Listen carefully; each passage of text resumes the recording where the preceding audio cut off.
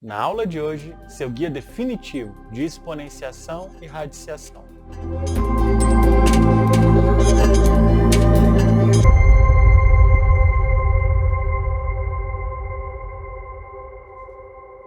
O que é exponenciação? É uma operação matemática que envolve uma base, que eu vou chamar de b, e um exponente que eu vou chamar de f, ou fator, ok?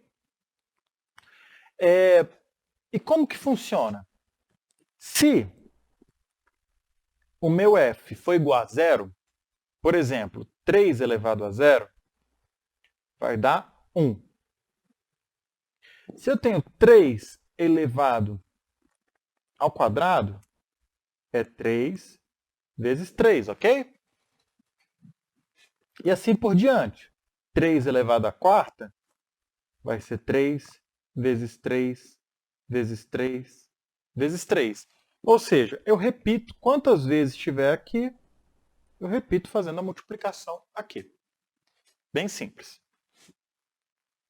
Eu posso ter também números negativos no meu expoente, no meu f. Como que fica?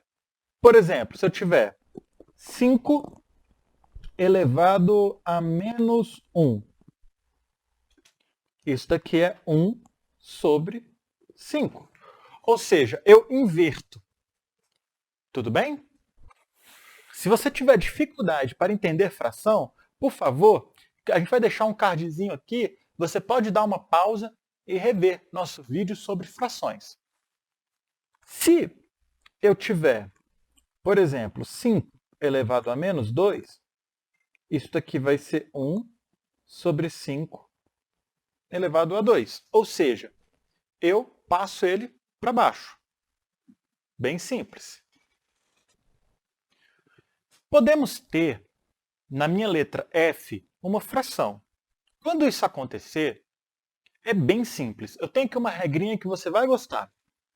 Imagine que nós temos o Sol bem aqui, na nossa conta.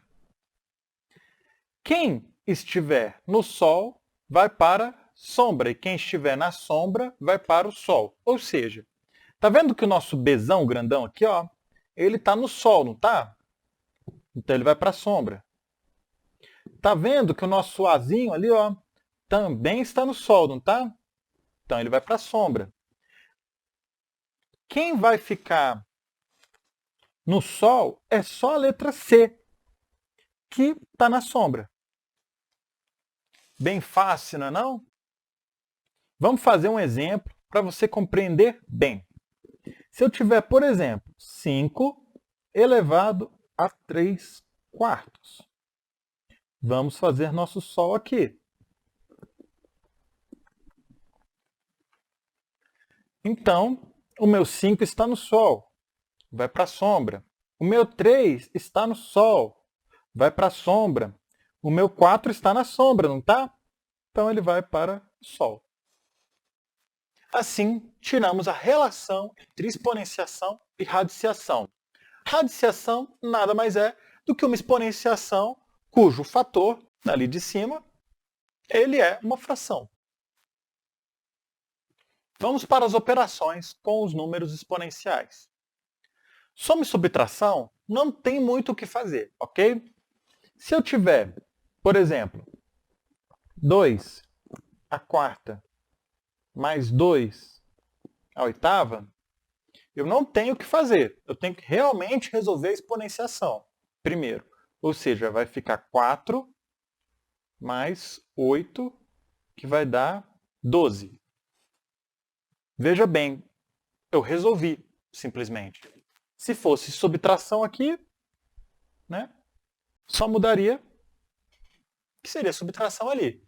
Mas, de qualquer forma, sendo soma ou subtração, eu não tenho o que fazer. Já quando for multiplicação, se e somente se eu tiver as bases iguais, eu tenho como resolver de uma maneira bem simplificada.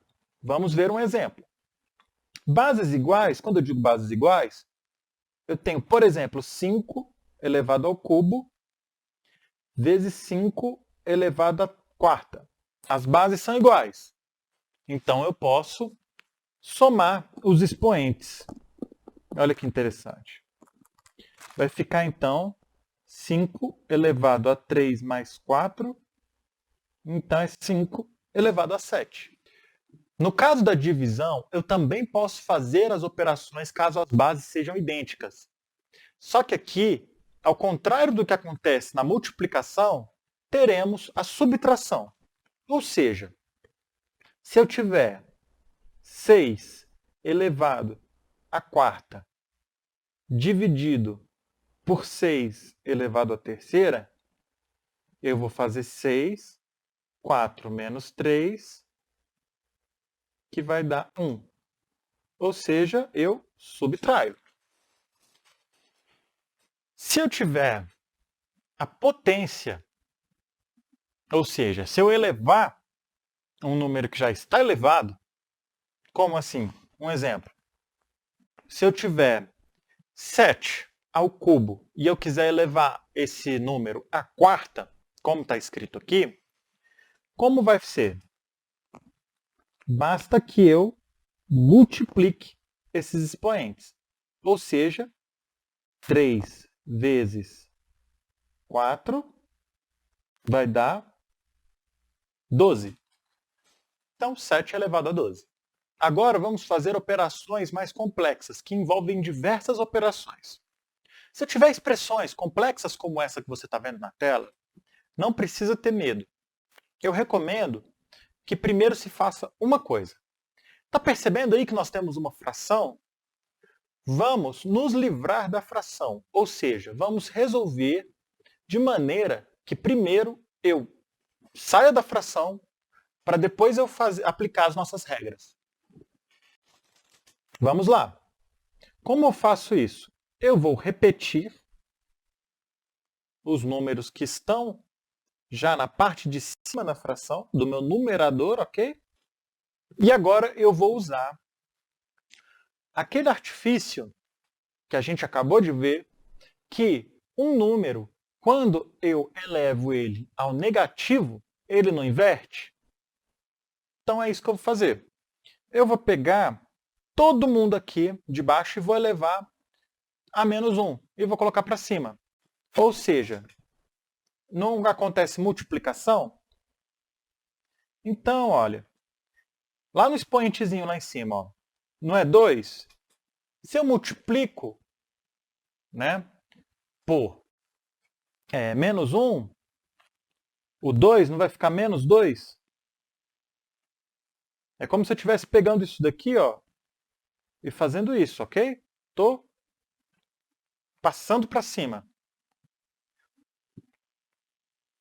Menos 2 vai ficar 2. O 3 vai, o menos 1 vai ficar 1. E o 7 vai ficar menos 7. Agora, o que eu vou fazer? Eu vou agrupar. Ou seja, vou pegar bases iguais e vou reescrever.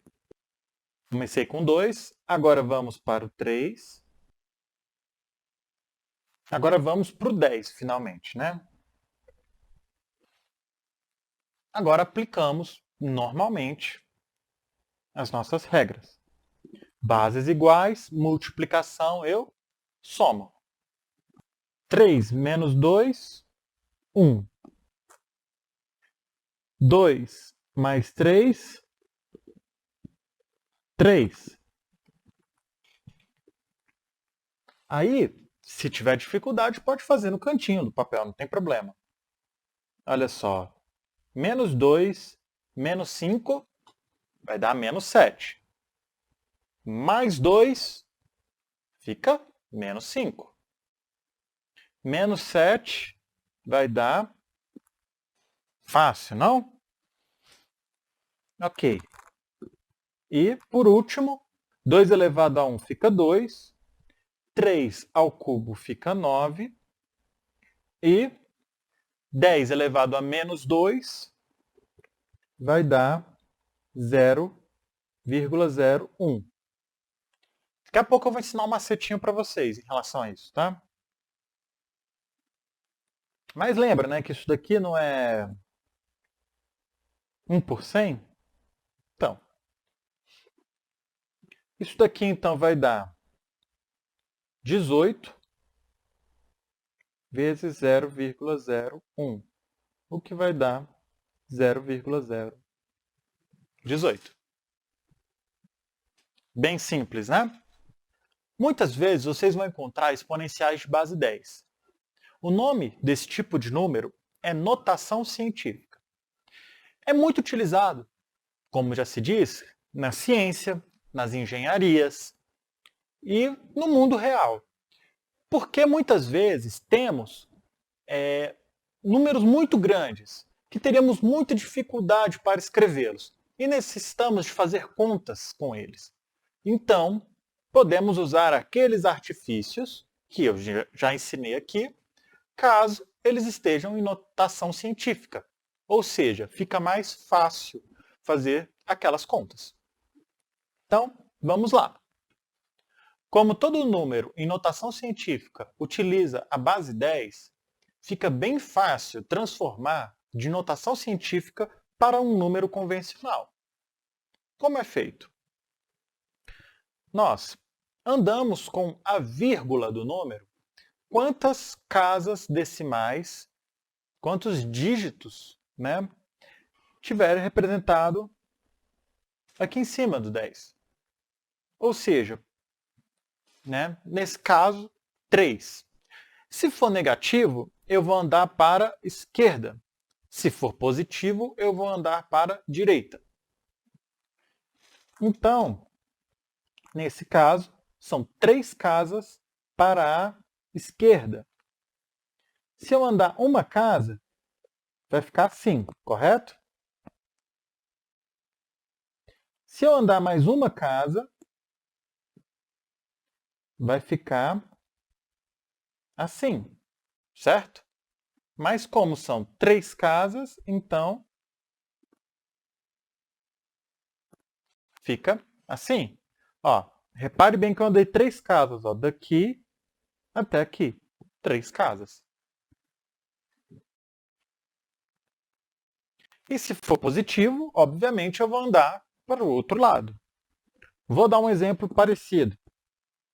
Nesse caso, temos o 2 positivo. 2, 2 casas, positivo para a direita. Então, eu tinha 3,14, eu vou andar com a vírgula 1, 2 casas. Assim eu tenho o número 314.